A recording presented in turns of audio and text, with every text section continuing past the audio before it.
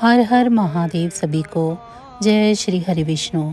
इस साल ज्येष्ठ माह में आने वाली कृष्ण पक्ष की एकादशी तिथि का आरंभ 23 मई 2025 को प्रातः काल 1:12 से हो रहा है, जिसका समापन इसी दिन देर रात 10:29 पर होगा।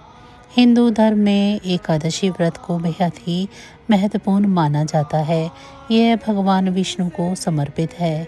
हर माह में 2 बार एकादशी व्रत रखा जाता है, एक कृष्ण पक्ष और दूसरा शुक्ल पक्ष में।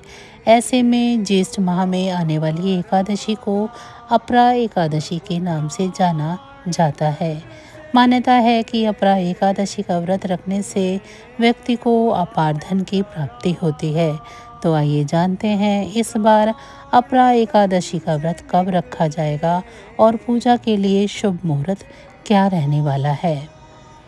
वैदिक पंचांग की गणना के अनुसार इस साल ज्येष्ठ माह में आने वाली कृष्ण पक्ष की एकादशी का आरंभ 23 मई 2025 को प्रातः काल 1:12 से हो रहा है, जिसका समापन इसी दिन देर रात 10:29 पर होगा। ऐसे में उदया तिथि के आधार पर इस बार 23 मई 2025 को अपरा एकादशी मनाई जाएगी।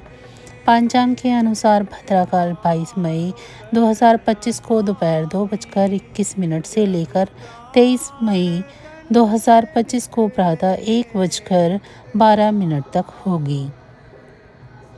ऐसे में 23 मई को भद्राकाल समाप्त हो जाएगी और इसके बाद एकादशी तिथि का आरंभ होगा। इसीलिए इस साल अपरा एकादशी व्रत पर भद्रा की काले साया नहीं रहेगी। अपरा एकादशी का पारण 24 मई को किया जाएगा। व्रत खोलने का शुभ समय सुबह 5:26 से लेकर सुबह 8:11 तक रहेगा। शास्त्रों के अनुसार एकादशी का पारण तिथि द्वादशी समाप्त होने से पहले करना होता है। अपरा एकादशी के दिन व्रत रखने और भगवान विष्णु की पूजा करने से सभी मनोकामनाओं की पूर्ति होती है। अपरा एकादशी के दिन प्रभु नारायण के साथ माँ लक्ष्मी की भी पूजा करें। ऐसा करने से व्यक्ति धन धान्य में भी वृद्धि पाता है और सारे उसके कष्ट दूर हो जाते हैं। अपरा एकादशी के दिन ब्रह्म मुहूर्त में उठकर घर की साफ सफाई करें।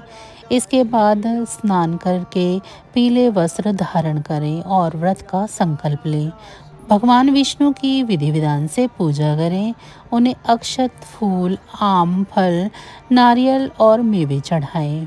विष्णु की पूजा में तुलसी के पत्ते अवश्य रखें। इसके बाद कथा सुनें और आरती करें। फिर शाम के समय तुलसी के पौधे के पास ही देसी घी का दीपक जलाएं और अगले दिन व्रत का पारण करें। हर महीने एकादशी तिथि पर भगवान विष्णु के निमित्त व्रत रखने का विधान है। इस बार अपरा एकादशी 23 मई शुक्रवार को है। अगर आप एकादशी व्रत का पूर्ण लाभ प्राप्त करना चाहते हैं तो इसके लिए एकादशी व्रत के कुछ नियमों का ज़रूर ध्यान रखें।